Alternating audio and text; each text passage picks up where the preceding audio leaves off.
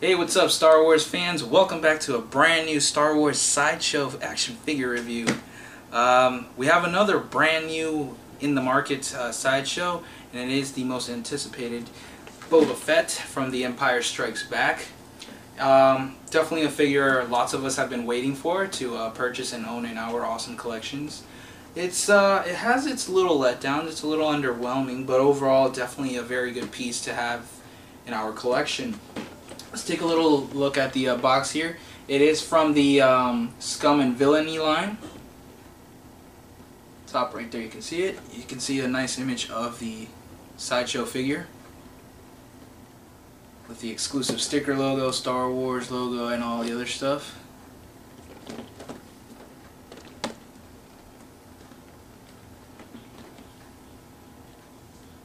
Okay. Also, by the way, we have again my good friend Dave here, so he'll be helping me out with the review. Sorry I didn't introduce you. That's alright. Okay, the usual things that you would see in the packaging. You have some of the accessories with the exclusive base. Boba in the packaging. Alright, starting off with some of the accessories Boba includes. He has the following: survival knife, the blaster pistol, sonic beam weapon, anti-security blade, and the rocket pack adjustment tool. As every other Sideshow Collectibles figure brings, you have a million extra hands and an extra pair of feet. Alright, now as far as the base goes, if you buy the Sideshow's exclusive, which naturally you'll buy it on SideshowToy.com, you would get this base here. Now this symbolizes the Mandalorian clan symbol, so it's a pretty cool base. Alright, now on to the actual figure. We're gonna give you a 360 look at it so you guys can check it out in all its beautiful glory. It's very detailed from head to toe, front and back.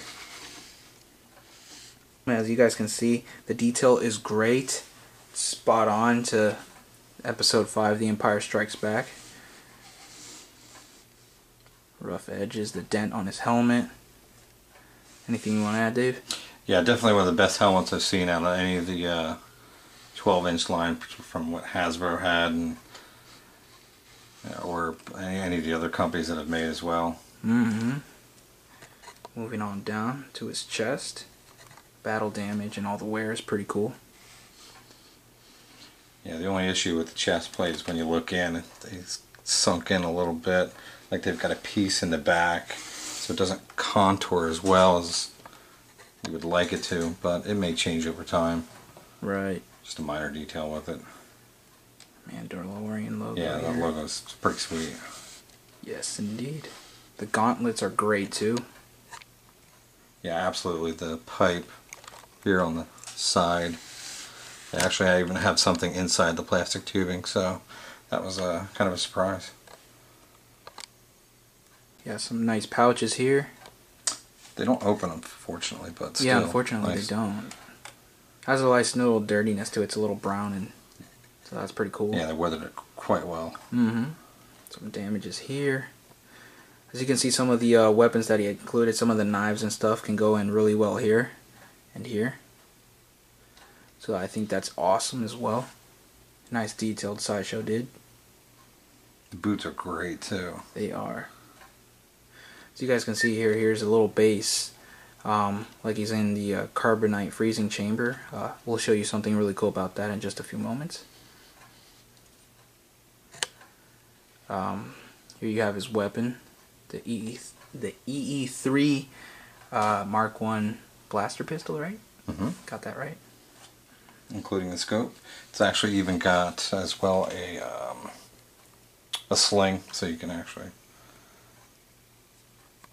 put it over a shoulder if you want. Oh yeah, true. Here's the left hand gauntlet, which is super cool. A lot more detailed than the right side. Want to add something about the cape? Yeah, it's actually got a wire in it, so it gives you the choice to, if you want to mold it to get it out of the way or have it behind. Definitely a nice touch. See the wires right in here. Gives you more possibilities to depose it or just get it out of the way if you want. Mm-hmm. Take a look at the jetpack there. The jetpack is really nicely detailed. Has some nice weathering in it too. Now the way it clips on, it's like with two little hooks instead of magnets. There you have the holster for his blaster. And magnet clip, which is great. You see his pouches on the sides. Mm-hmm. Now there is a minor detail in our opinion about this particular figure. Go ahead and Dave, explain that. I don't know if I want to call it so much minor. I'm thinking sometimes a little more major. I'm not sure what their thoughts were on the Wookiee braids because they look like Barbie doll hairs. Yeah, they're not quite what I expected. They're really frayed and they don't lay as great as they could. Mm-mm. I've seen them done actually a little more differently on different figures, and even the 12-inch Hasbro wasn't too bad. Alright, now something really unique about this base is the following. It turns on and it lights up really well. If you want to just shut that light off for just a quick moment. It lights up really nice and bright. Sideshow was kind enough to even include batteries. Yeah. But yeah, it looks just like, you know, the carbon freezing chamber. So I would hope that they would include the same base with Darth Vader or... Hopefully. Darth Vader would be nice. Now we're going to give you guys a quick comparison to two different past Boba Fetts that we've had. The left hand side here is from Hasbro and the other one is from Marvel. It's a Japanese company. Yeah, the Marmot is an older one from the early 90s, which, you know, back before you had Hasbro making the older 12-inch figures, and the Marmot, which, you know, if you wanted a higher end scale before Sideshow was even in business, came out with one which was really good. But then you can look at the Hasbro. So as far as Sideshow, again, fantastic job. One thing that we definitely need to point out is definitely the Wookiee braids.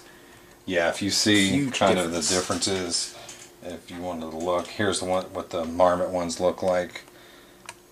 Much better job, in my opinion. And if you even look at Hasbro, they still even look a little bit more like a Wookiee braid, but yeah, it looks a lot better as opposed to the Sideshow one, where the Sideshow one really looks just like, you know, it came from a Barbie doll or even a yarn ball. So that's probably the only minor detail we have an issue with, I guess, with the Sideshow's Boba.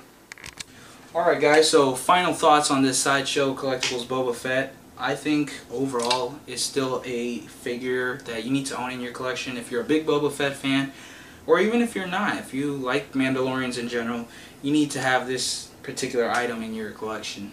Dave, what's your thoughts? yeah, absolutely. He's definitely a must. I'm glad I waited for him instead of going with the Hot Toys version, which was released a few years ago.